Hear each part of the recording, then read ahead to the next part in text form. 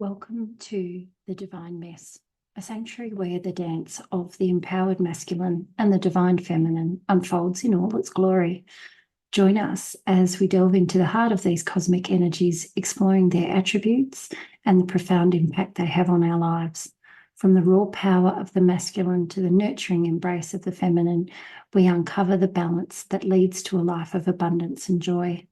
Our hosts, Curdy Deva Perriman and Tina Ryan, are your guides on this spiritual journey who blend science with soul to offer practical wisdom for harnessing your divine energy.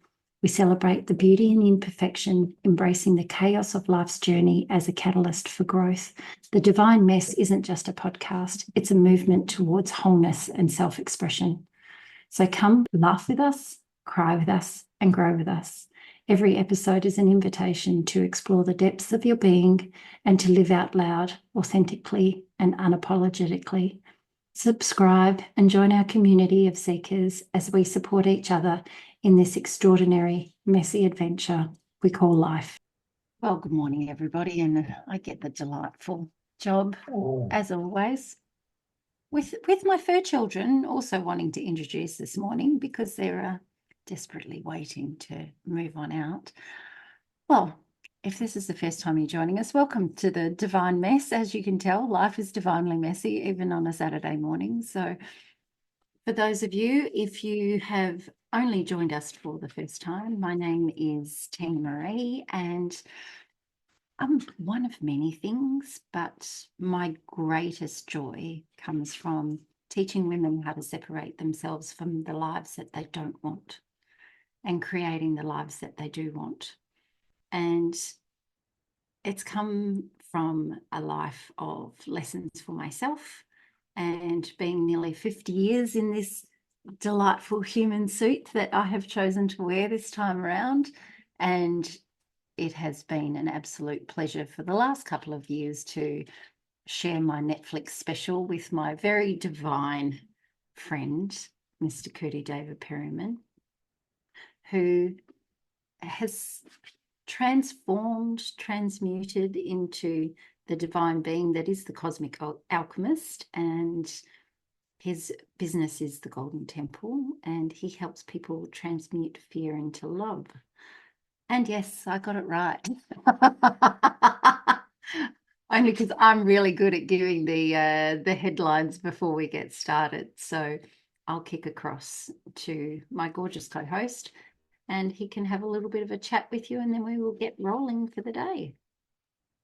Yeah, well, thank you as always for this beautiful introduction, team. Like, it's good to have the just the two of us for a change, like just to Yeah, go back. back to gross roots, mate. Yes, that's what we call that episode. It's like going back to the roots, like just remembering who we are. And just like Dean said, like it's all about the transmutation and transformation that we went through on this journey, like with the delightful, like you like to say, the delightful guests that we had on. Everyone that came on taught us something, even about us, or made help us to remember. Mm, And just this morning, we were just having a conversation, and the message was loud and clear for both of us. I feel just yes. be love and just be love. And I feel like that's a really powerful and deep message where we can go on so different tangents.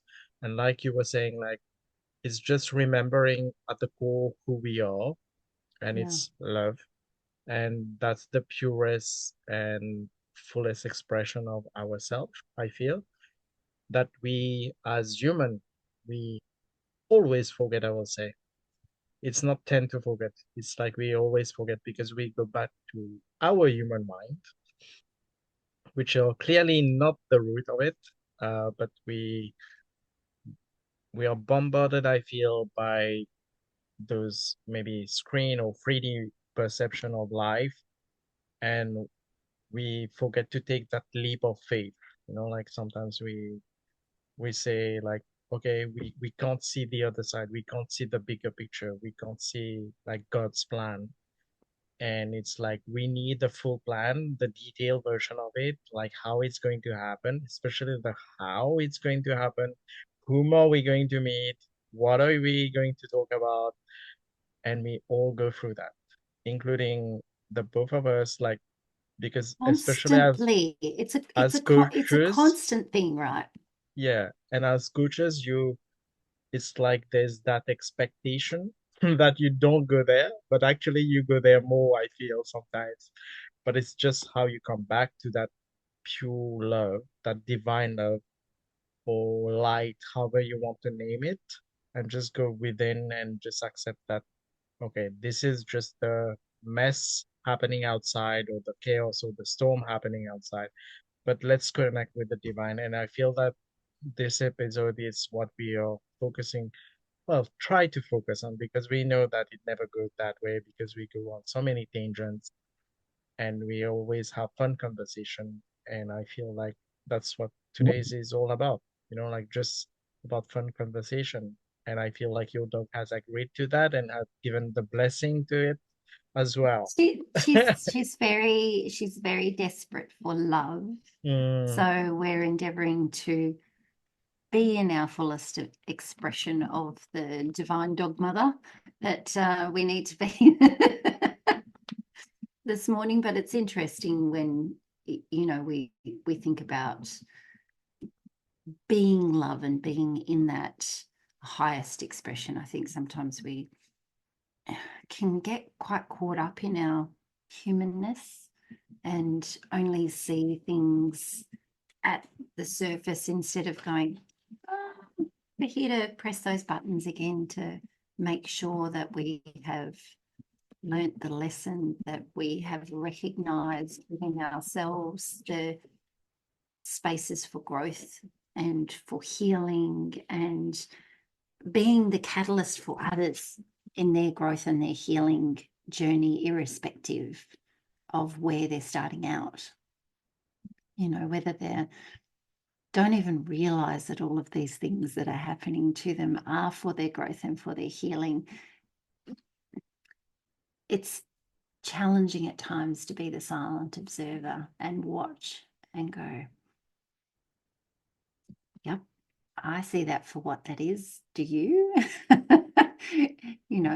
And also too, when you come from the parental side of things, witnessing growing experiences for your children and having the ability to allow those things to play out, irrespective of whether it's good, bad, or indifferent, understanding that there is a need for them to go through that experience. And if you put a barricade in the way of that experience playing out, it's only going to show up again somewhere else. So we almost need to allow them to get that universal punch in the face for them to wake up to themselves and to realize that, oh, okay, yes, I needed to go through that. And I think my youngest son would recognize it a little bit faster for what it is. He's been in a process of people falling away and other people coming back into his sphere of influence and going, why do you think that is, mate? Where do you think you could be bigger and better? And we both, I think, had a gentle reminder of that needing to play in that 360 view and being the eagle above all of the Netflix specials and the divine mess, and standing back and going, yeah, I don't need to get involved in that, or I don't need to get caught up or get swayed by the simpleness of all of that. There are bigger things that I am here to do, and getting caught up in the smallness of your life is not it's not my journey. It's very easy though, like, it's so easy when you're in a workplace or in your relationships to get caught up in the smallness, the drama, the chaos, inconveniences of life. But once you start going down that road, like we have been going for quite some time, I don't, I think my journey's been probably for quite some time, but recognizably for like the last 17 years. And it has been the punch in the face, the roller coaster, the feeling like perhaps sometimes I should have been put in a small padded room and been given some time just to think about where I, or feel into where I wanted to go, whereas so many times I wanted to avidly control the situation. But I think both of us have learnt now quite well that the trying to have a tight grip on everything doesn't allow the universe to flow in its divine way, and it will be like a sledgehammer, like the police breaking through your front door. It's not stopping for anybody. Doesn't matter how many locks or barricades that you put on that door, it's coming through, and it's going to wake you up eventually. So yes, it was very nice to get that quiet knock on our front door this morning instead of the Bang. policeman with the barricade, Yeah. breaking on through. I like having these really timely reminders of going, you're here for more, and stop softening your language to make it more palatable to others. I'm a pretty straight shooter, I think, most of the time. I do try to sometimes put the United Nations diplomatic spin on things. And I think now that I need to let that career go and be the Joe Rogan of my own life and to just call shit as I see it and going, oh, well, yes, it's not my circus and not my monkeys, but I feel that I'm just going to say my piece. You can take it with a grain of salt or you can use it for what it's intended.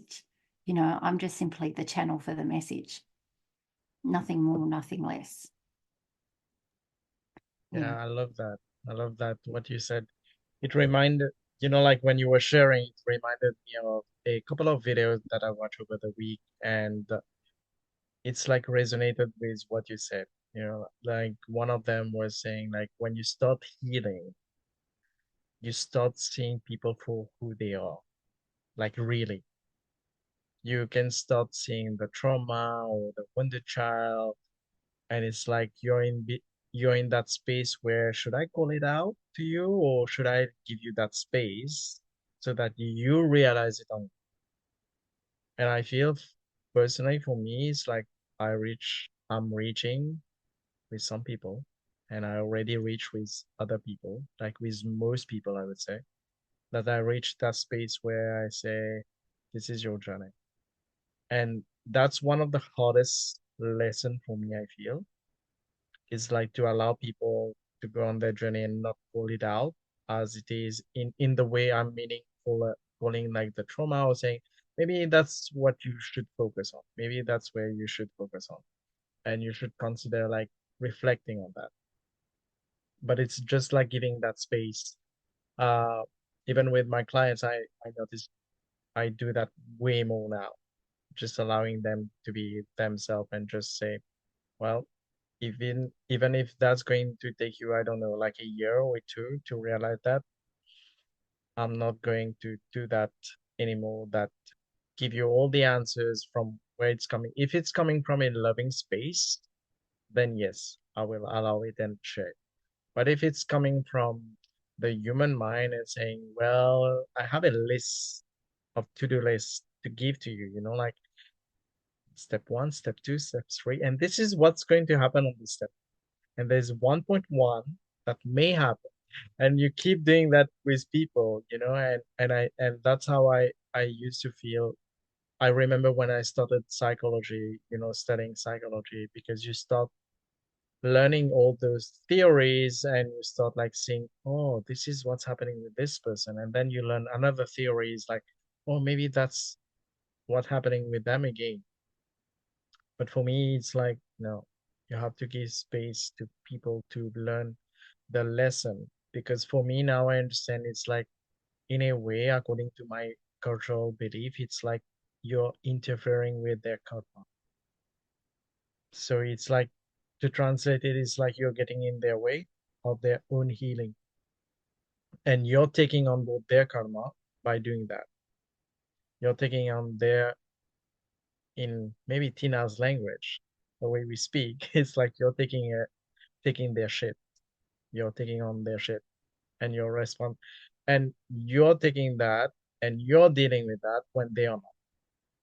And recently I had one client and she had a really go at me for that. And she was like, oh, you're not helping. And you're not helping at all. And because she went into her inner child being so wounded, especially with masculine energy. And she said, like, yeah, you're just not helping. You're just telling me to do stuff like those affirmation are not working. Those meditation never works. And I say, yeah. So right now, what you're saying is like, I go to the gym.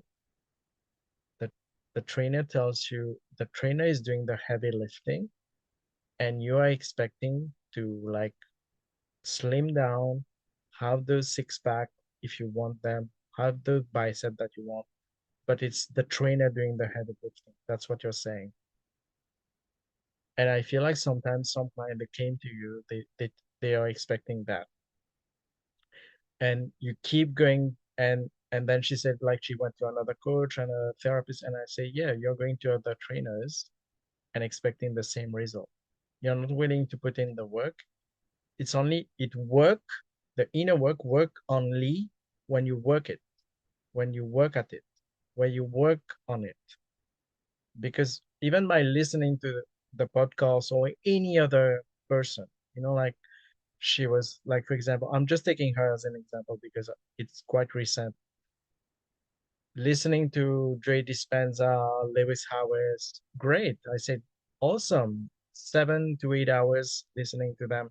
Great. And I say, what did you learn? What did you apply? What is the one thing that you applied? Nothing. There was nothing. And I said, so do you expect that working for you? And it's like you're doing like 5 minutes of affirmation, 5 minutes of, like I was reading that in the book of The Power of Subconscious Mind, I think, by Joseph Murphy, and says you can't do like 5 minutes of affirmation in the morning and then for the rest for 8 hours and 9 hours complain about what you have affirmed in the morning. And then you go back in the evening and then you reaffirm and you say, oh, it's not working. And I feel like that's where we go into our human mind. We do that as well, but it's just we may be more aware of when it's happening, like that in the conversation we had earlier is like taking you out of the situation and actually seeing like, like in those memes on Instagram where you see your inner child, your higher self, the universe, the spirit guide, you see all those avatars, and you can actually take you out of the body and see, oh, this is your wounded inner child. This is where you can work on. And we become aware of that. Even when we have a chat with someone and we look into those signs from the universe, even like texting, like texting each other and say, this is what's happening, this is how I'm feeling, and then we'll say like, do you want the real like the proof? And Do you want and do you want the truth, babes, or yeah, and I would love you like how the Tina sugar-coated does that. shit? Tina say disclaimer, I don't want the universe BS today. So just disclaimer, I don't want to hear anything. Just letting it out. And some days we need that. We just need Yeah. to vent. And that's what I was telling some coaches that I'm leading is some days, because it happened in a meeting on Tuesday. Everyone was down because there's something big that happened in India. There was a major rape case, and that's putting everyone down.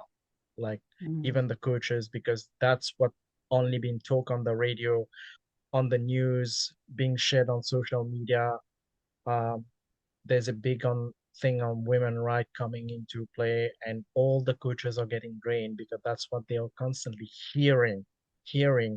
And in that meeting, I said, because no one wanted to share, and I said, look, in that moment, and I said it like this: let's screw the positivity, let's screw it, F off the universe for now, feel it. You know what? We go down, we feel it, we feel like crap right now, we do feel it. Let's feel it all together. And then we can think of something else. If at the end we feel like moving on, then. But right now, let's just talk about it and share whatever is on. And Mm. you can see like it took a long time to make a shift, but it was like a slow one. But it doesn't matter. It started somewhere. And I feel it goes back to that message. Like, how can you be love in that moment when something so big is happening in your country and you are being personally affected or emotionally affected, and your clients are constantly putting that on. Mm. And I feel that's where our spiritual practice are so important as coaches, Yeah. And and it was that's what. something I learned a couple of weeks ago too. Like, for everything that we have each traversed, and similarly for me, in my younger years being assaulted by my grandfather, it's as humans we see it experience it in singularity, but because of the duality of life we associate a meaning to it. It's either good or it's bad, or it makes me angry or it makes me sad, happy, sad, all of those sorts of things.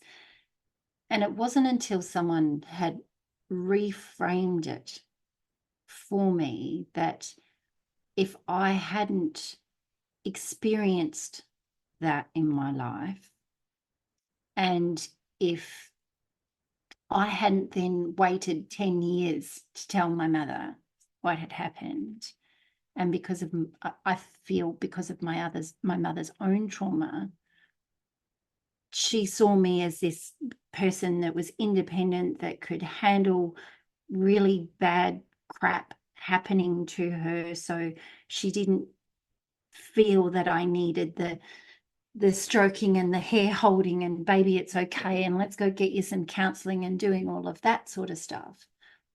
I was left to figure it all out by myself. And because of that, I was loved. Although most people would go, you're absolutely off your rocks for thinking that that experience was created because people loved you. You know, my mother loved me, so she left me with a man that she knew had those tendencies. You know, she loved me. And because she loved me, it caused me to become the woman I am today, and the way in which I parent my kids, and I, co-parent with my partner now with his children, and the way in which I see things in life. I just have a very unique way of looking at other people's experiences and going, well, if this, everything gives you a positive and a negative out of it, right? So, the negative was I thought that my mother was completely indifferent to my suffering and to my inability to form a really decent relationship with someone, and, have a shitty marriage and do all the rest of it. But at the same time, it taught me how to take care of myself and how to be independent and how to be extremely loving to my children and to my friends and to the people that surrounded me. Like, if I didn't have those unique skills birthed because of that experience, I wouldn't be who I am. I wouldn't be having these, amazing conversations with you and all these beautiful people that come into our world, I wouldn't be with the man I'm with today. I wouldn't be experiencing what I'm experiencing now. And I wouldn't be at that point in my life where I'm just going, fuck it. I'm just going to tell people how I see it. If you agree with my perspective on life, let's play, come jump in, and I'll help you reframe your experience too. But it's not going to come with fluffy kittens and, the sweet shop and pretty bow ties. It's going to come with punches in the face and some moments where you actually have to feel the shitty stuff for you to be able to, grow and evolve into something new. It's a constant conversation we have with our kids all the time.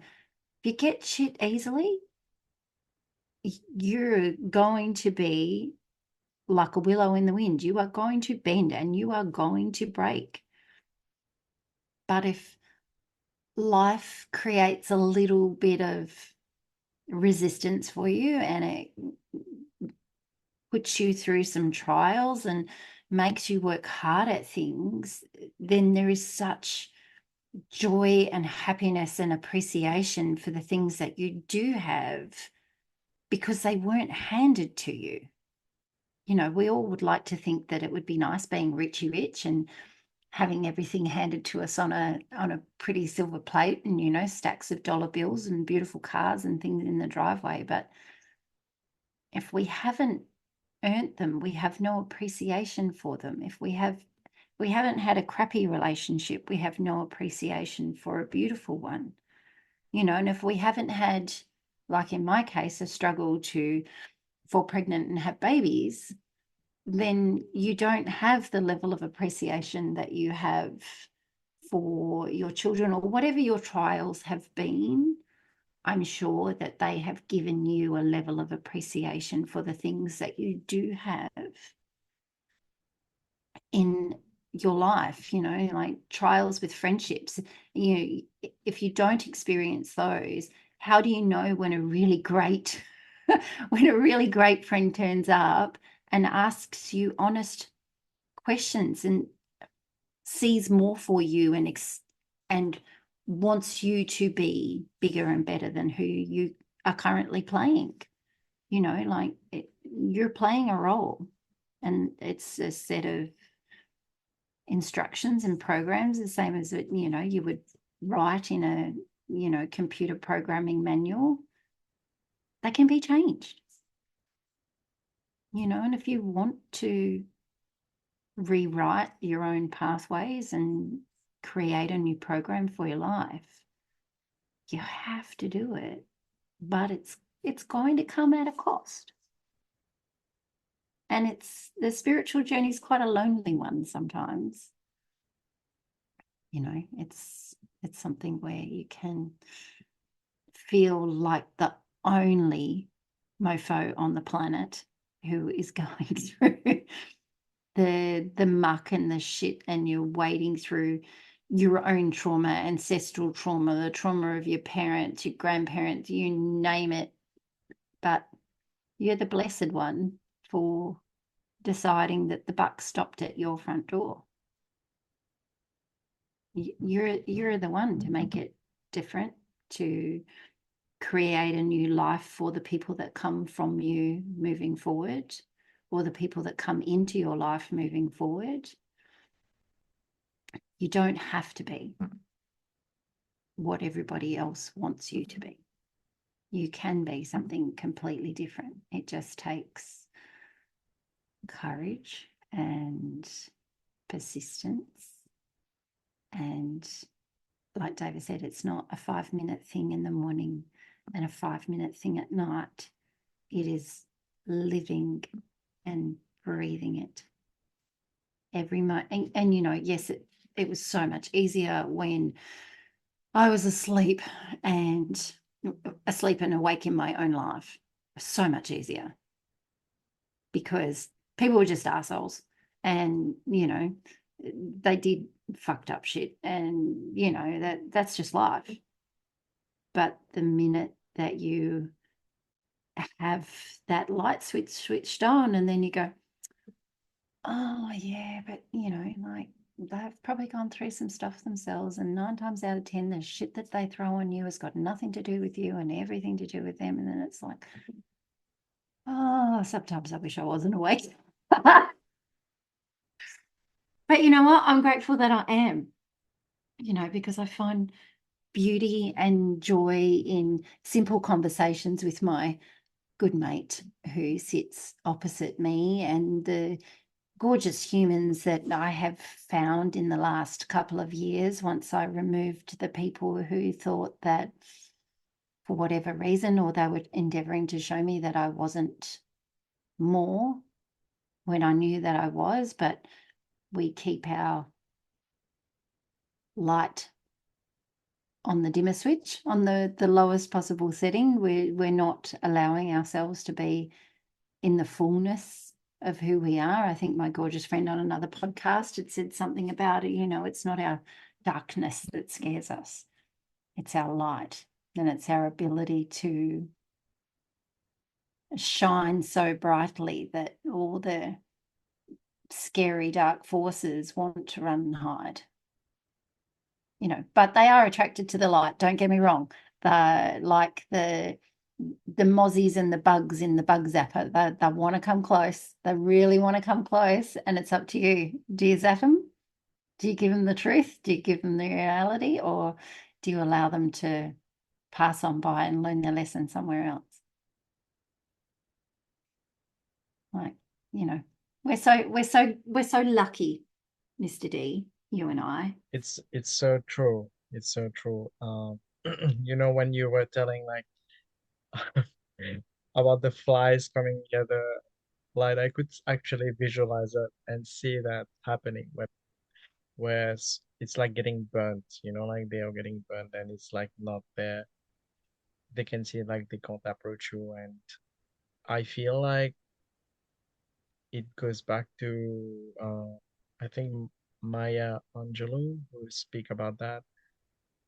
He says, especially on the spiritual journey, it's like you feel you're walking alone, but there are 10,000 behind you, like Yeah. about their ancestors, the God, the spirit, whatever you name it, is protecting you so much that we can't see, we don't know. And they are doing the battles, or they are, because there was a TV ad that showed, like a boy was crossing the street and it's like angels, like people holding him back or protecting him. And it says like that's how your angels work, like that's how you're protected. And people get scared of doing that, I feel, especially because they have been taught to do everything on their own, you know. It's always on your shoulders, it's always you taking the decision making, it's always on your power. And that's how we are brought up. But it's never about trusting the universe power, like, and that's way more and infinite, limitless, not like our mind. And when you were saying like about being awake, you just woke to your life and not being asleep. For me, it's like the Matrix movie that you're talking about. It's like just like you have been disconnected, like we have all been disconnected and connected to a reality that we created, that society created, and where most people are living. But now I can see like there's a shift in consciousness and people are awakened to it. And sometimes there have been that talk that spiritual people tend to judge at first, like you're not awake, I'm awake. But it's not that. For me, it's not that. For me, it's like it's not coming from a place of judgment. And that's, for me, it's coming from a loving space. It depends how you're saying it and especially with which energy you're saying that. If you think that's judgment, then there's more. Judgment Detox will be a good book to read about. You know, like the book Yep. by Gabby Bernstein. I would Yep. highly recommend that. And she always say that's one of the book that is least worked on. Like Judgment Detox is somewhere people don't. want to go because we tend to live in so much judgment. Like you go on social media, we judge all like the celebrities and how they look and how their life is going. You don't know what's truly happening behind those. No. And even we do that with sometimes, other people we see on the street. We don't know what's happening in their mind or in their life. And that's why there's that quote that often comes on my newsfeed is like, you don't know someone else's story, so don't be kind to them. Mm, You just know. And sometimes just saying like, I believe in you, mm, that you can make it can make such a difference. And yesterday I heard that is I had such a contrast in feedback from client. The one I was telling you earlier, and then yesterday I got another client saying like, thank you so much. She finished her book now in 2 months. She wrote a book in 2 months, like a whole freaking book in 2 months. yeah. And it was like a massive release for her. And she said like, it's you believe in me. Like that's what it takes sometimes on that spiritual journey. It's just one Someone to person. just one person say, I believe in Mm, you that you can make it. mm, Because we all know how the roads is going to be. We all been there when you done the ancestral healing, the trauma healing, whatever healing you want to name it, yeah. however many labels you want to go, we all go through the same wave of emotions. And as human, we can identify to that. And I was telling that to my clients as well. I, I can't, maybe I can't imagine or visualize your situation. Maybe I won't be able to connect on the gender base as well, like from Mm, male to female. But the emotion, that's something I know. That's something I can resonate. mm, Whatever thought you're going through, that's something I can resonate. yeah. Because I'm human as well. Even if you think I'm the universe, but I'm not. Like I'm not your universe. I'm my universe in my way. You know, Yeah. and it's just believing in creating your own universe. And if you want to put some dragons in it, why not? If you want to put some unicorns or minions, you want to call it Fred, whatever you want, Batman, whatever is coming up for you, just call it and just do it. Do it your way. Whatever works. You Mm, know, exactly. it's interesting, but I have three questions I'd really love to ask you. Mhm. Like, because we don't ever interview one another, so it's just Yeah. number one would be, what has been the greatest piece of advice you've ever been given? Oh, yeah. Mhm. Oh, do I have to answer that? Yeah. Okay. That's how an interview works, right? Yeah. It's been a long time since I've been in one, but just be you and be the light. I would say that's the one. Yeah. Who was the profound human that doled that bit of advice out, or was that just garnered over time? I think my dad has said it in many different ways. Yeah. Uh, he's the only person I can see coming up. Um, because he said it in different ways, in so many different ways, but there were obviously online teachers or online mentors who said it as well. Mm, But for me, he's the first person that told me that. Yeah, yeah. yeah, that. Mhm. Okay. And what's, can you name something, a profound moment in your life where you've had this, like, oh, okay, that's new, and I think I would kind of guess, but I could be completely wrong as to what that might be. But do you have something that comes to mind as being profound and unexpected and life changing? Mm, I had many moments. I would say I know I will have more of Mm, those. That's something for me. It's more now. I understand it's just a remembrance. Um, I think like the first time, I'm just going way, way, way, way, way back in time. So it seems like way, way, way back in time. It will take me 6 years ago, I think, when I first encountered like Gabby's work, The Universe Has Your Back.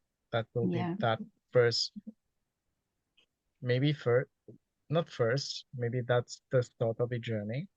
yeah, Um, just realizing like just to be the light, and it was like embracing the secret teaching as well. But for me, it will be, I wrote it in the book when I was in my teenage years, and I had this moment of really low vibe and like wanted to, like to take my life out, and just had really that moment and just hear it all saying like it's not your time, like you have something else to do. That yeah, was something new.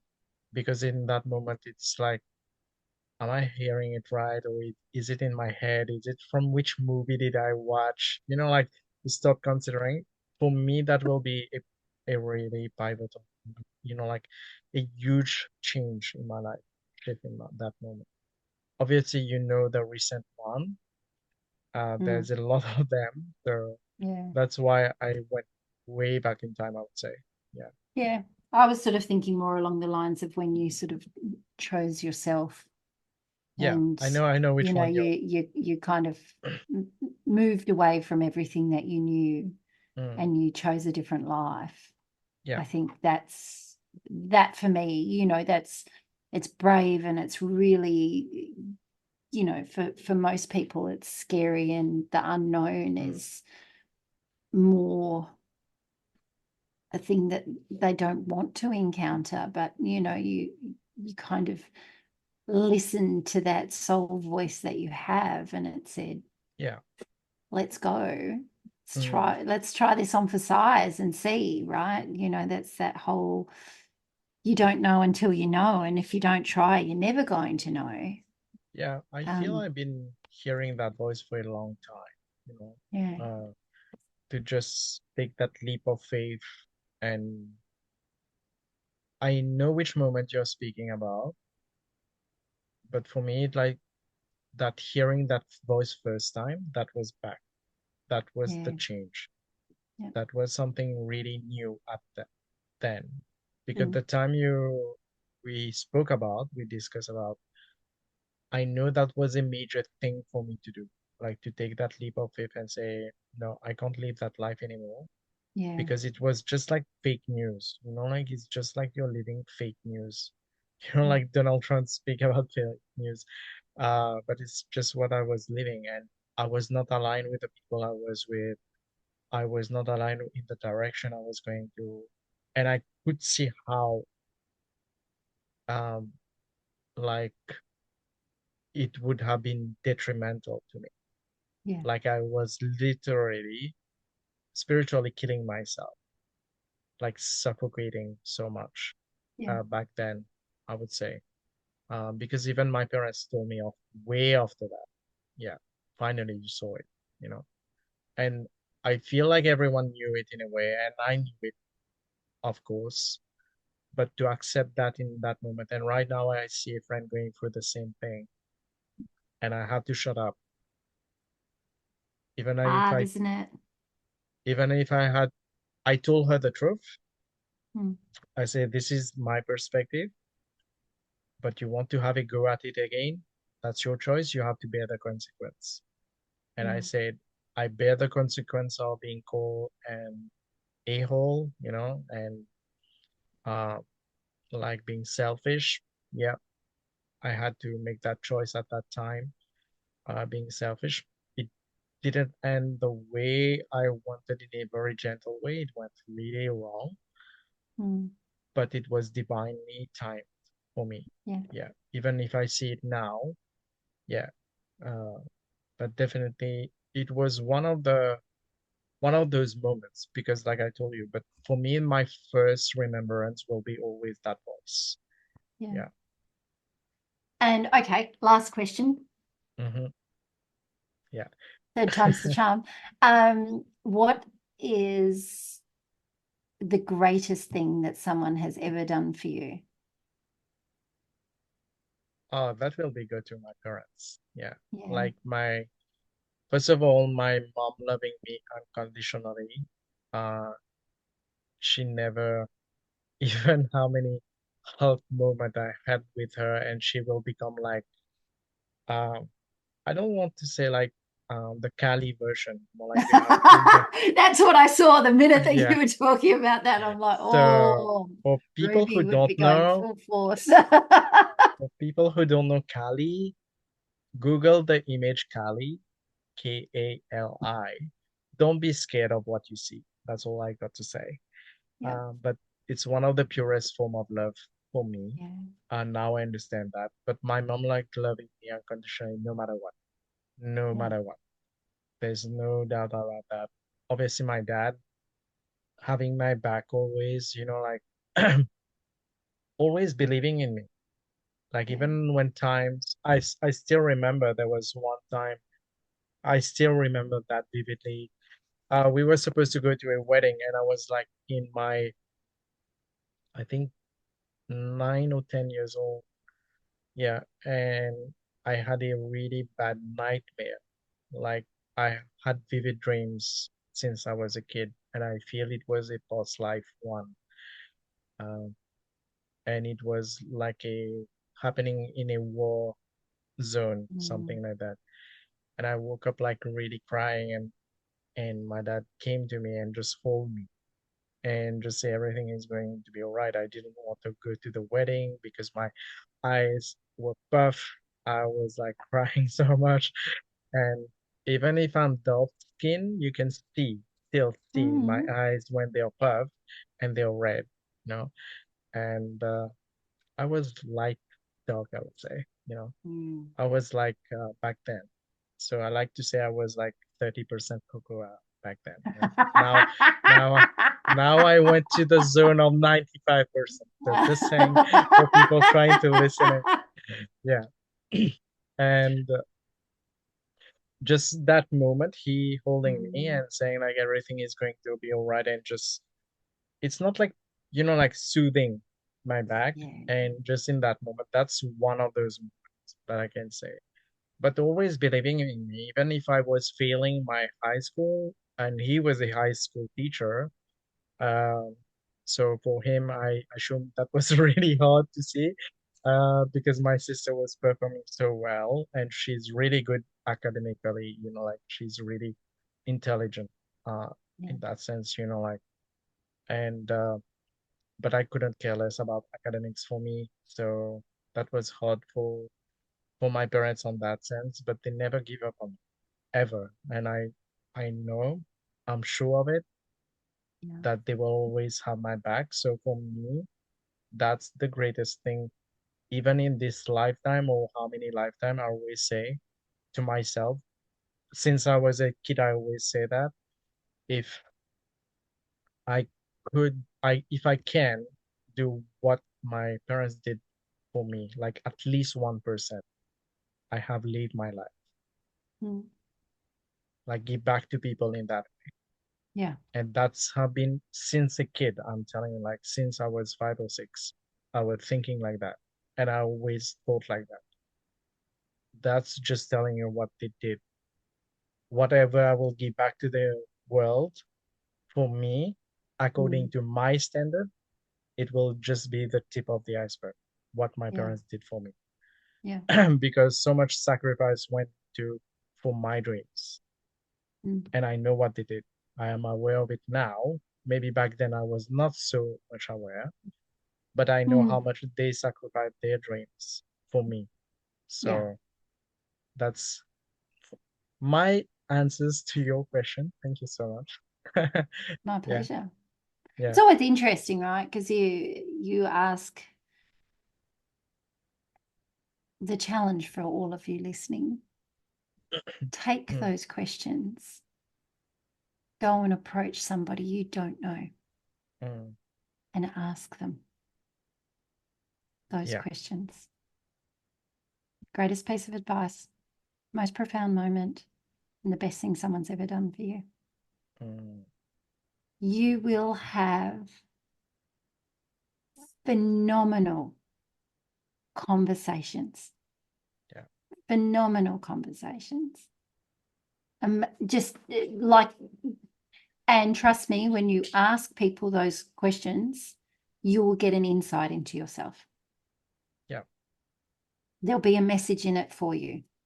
Mm, But just experiment. Go have a chat with someone in a coffee shop, start a conversation, tell them that you like their shoes, tell them yeah. that you love their handbag, tell their haircut looks amazing, something. Start the conversation, then ask Mm. them.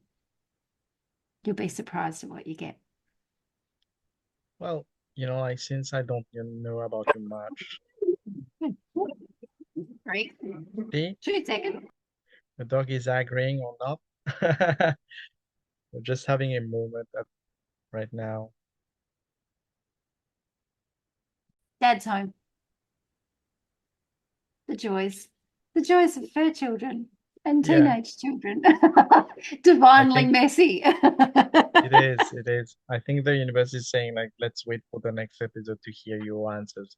Because I was saying like, I since I don't know about you much, what's happening in your life. So I would love to hear your version as well. Sure. Shall we wait for the next episode or shall we go at it right now? Till the next episode. Let's Oh, keep something in the that's not bag. fun. That's not fun. Like, what are you? So Tina, tell me more about you. Mhm. No, but we'll Yes. shall keep that. Thank you for those question and the space for today. Really appreciate it. Yes. And thank you for yours, as always. Mm, Such good it's fun to such good fun to come back to where we started, I yeah, think. yeah. I feel it was divinely time as well, and Yeah. I feel we'll introduce those episodes like in timely manner. So Mm. when the universe decides those episodes will be published, they will, and Great. it's meant to be there forever. And for Great. anyone listening, whenever you're listening, that's when you're meant to That's be. when you need it the most. And thank you for tuning in. I will leave the last few words for Tina. As always, we love you. Thank you so much for your most precious resource, which is your time. And we look forward to chatting with you next week on the Divine Couch. But until then, be love. Don't play at love. And we'll talk to you next week. Thank you. We'll see you then. Ciao for now.